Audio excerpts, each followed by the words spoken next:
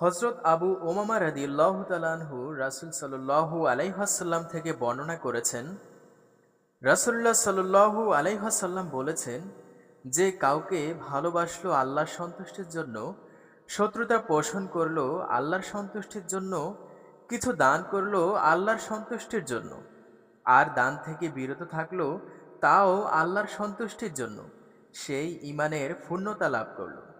আবু দাউদ। হযরত আব্দুল্লাহ ইবনে আব্বাস রাদিয়াল্লাহু তাআলা আনহু থেকে বর্ণিত, তিনি বলেন, রাসূল সাল্লাল্লাহু আলাইহি ওয়াসাল্লাম হযরত আবু যর রাদিয়াল্লাহু তাআলা আনহুকে প্রশ্ন করেন, বলো ঈমানের কোন রশিটি অধিক মজবুত? তিনি বললেন, আল্লাহ ও তার রাসূলই ভালো জানেন।